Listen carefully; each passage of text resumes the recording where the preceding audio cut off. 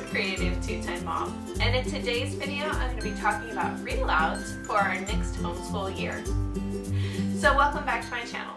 My name is Lee and this is Creative Two-Time Mom. This channel is all about homeschooling, parenthood, and thriving in the day-to-day. Today's video is part of a collaboration which is being hosted here at Creative Two-Time Mom. I have a whole bunch of homeschool families that are going to be joining with us and sharing their read-alouds for this year as well. So I will link the playlist down below. I'm always looking for new ideas, and it seems like there are more books in the world than we can ever possibly get to. So let's talk read-alouds. Read-alouds are probably one of my favorite parts of the homeschool year. In fact, they're one of my favorite parts of parenting. We have always read aloud with our kids from the time that they were very, very little, clear on up to the present day. I always have more books on my read aloud list than I ever possibly have time to share them with my kids. So I tried to narrow it down to 10 read alouds for our next homeschool year, one for each month of the technical school year, although I know we will read much, much more than this. But this is my sort of priority list. These are the 10 books that I'm really determined that we will get through in the next year. Now, somebody on Instagram asked me how I pick my read aloud list. It's kind of a variety of a couple of different things. The first place I go to pick read alouds is Story of the World, and that's because we use Story of the World as our history curriculum. I go through their literature selection because I feel like literature is a great way to teach history. I look at the chapter books that I can get a hold of at my library, and then I sort of break them down from there. What would be family read alouds, what would be read alouds for my daughter, and chapter books for my daughter and chapter books for my son, because there's always more in that list than what I can possibly fit into our days. So I go there first. The other thing that I do is I read a lot of classics to the kids, as you'll see with this one. So I look at any classics that I want to include, and then from there it's kind of a free-for-all. I find books on Instagram, I find books on YouTube. I have a video in my Watch Later playlist right now for This Life of Ours. I will link her channel down below where she talks about American history books, and we are going to be studying American history this year, so my list will probably continually grow. And then it's whatever catches our interest. If we are studying a particular subject and we find books on that subject and we want to take off on a sort of different path, that gets added in. So as you can see, my list gets really, really crazy, and I try to limit myself, but it's virtually impossible. So these are the 10 that we are going to be adding to our read aloud list this year. I have 6 of them in front of me, and then I have 4 that I am trying to get from the library. So that's my tip. If you are utilizing your library, which we always do, sort of in this season of life that we're in, it is very difficult to get those books. So if you are going to be utilizing your library, make sure you order early. I ordered those about 2 weeks ago, maybe 3 weeks ago, and I still have not been able to get a hold of them. So let's talk about what we're doing. This year we are studying sort of more the modern age with a focus on American history in our Story of the World. So you'll see that reflected in our selections, but not all of them. The first book I have is Treasure Island. This is by Robert Louis Stevenson. I think everybody is familiar with this story. However, I have not actually read it, nor have any of my kids read this book. And I was able to get my hands on an unabridged, unadapted version of it. I want to read the full story. That's sort of what I look for in classics. When they're young, I might read an abridged version or hand them an abridged version to read on their own. But as they're getting older, definitely looking for the full text. So that will be one of the books we will read this year. The next book I have for you is Roll of Thunder, Hear My Cry. This goes along great with the history that we are studying this year. This is by Mildred D. Taylor. She has some incredible books. I have not read this title, although I know it's an American classic. I have read some of her other work, and I'm more than pleased with her writing. So this will be one of our books this year. Letters from Rivka. This is by Karen Hess. Now, I don't know a whole lot about this book. I do know the author. I believe she was the one that wrote Out of the Dust. So I'll just read you a little bit from the back. Rivka knows nothing about America when she flees from Russia with her family in 1919, but she dreams that it will at least be safe from the Russian soldiers and their harsh treatment of the Jews in the new country.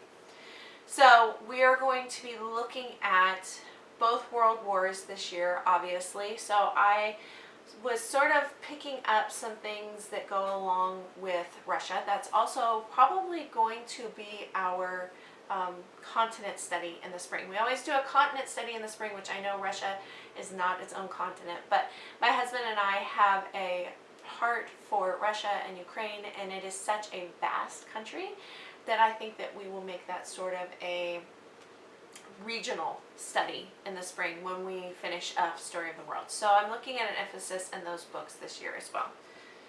Another book that I have for you is My Side of the Mountain. This will be a reread for us. We have read the first version together, and then my going into fourth grader, he's read the entire series. But it's been a while since we read this one together.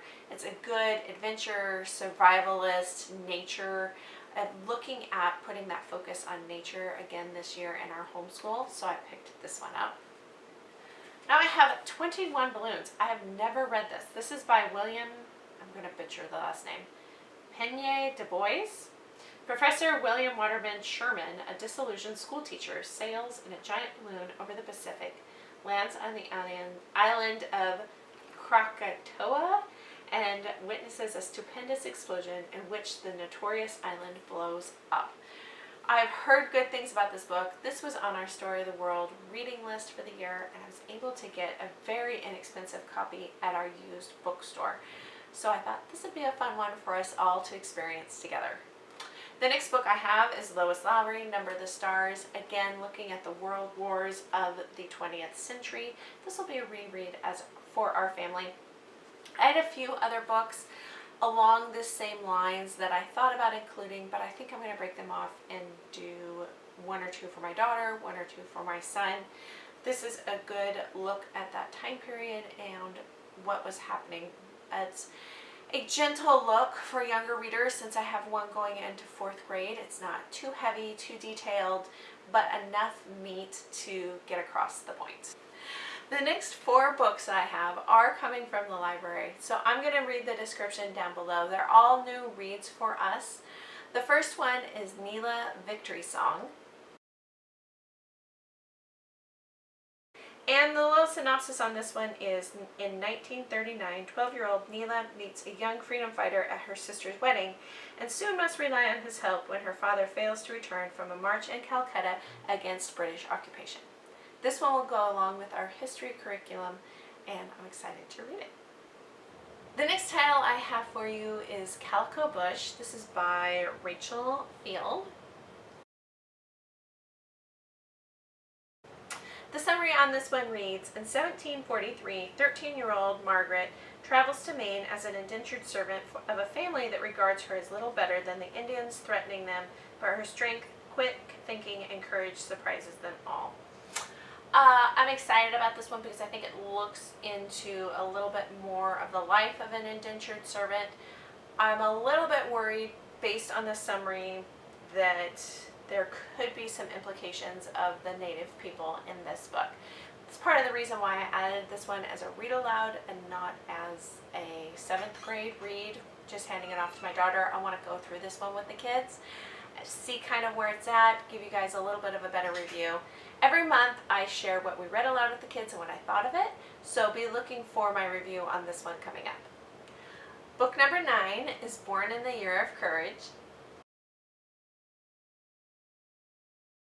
And the summary for this one is, in 1841, having been shipwrecked and picked up by an American whaling ship outside of Japan territorial waters, 15-year-old decides to live in America and work toward opening trade between his country and the West. Obviously, this one is going along with our history curriculum, and I'm excited to read it with the kids.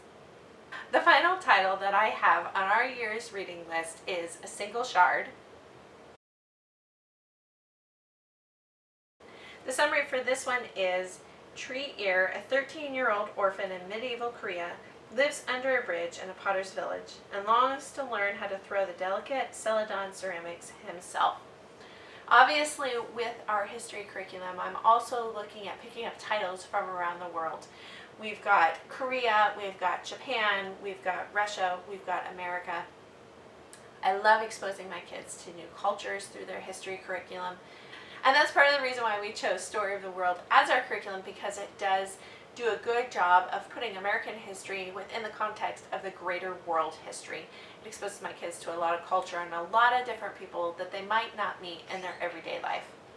So that's my 10 family read-alouds for the new homeschool year. We will obviously be throwing in a lot of Who Was books as we go throughout our history curriculum, and I'm sure that there will be many, many more books that will catch our attention.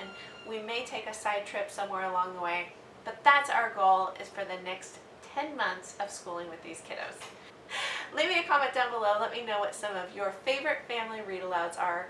Also, don't forget to check out that playlist down below. I know there's going to be some great homeschool mamas joining in on this one. I hope you guys enjoyed this video, and we'll see you next time. Bye, guys.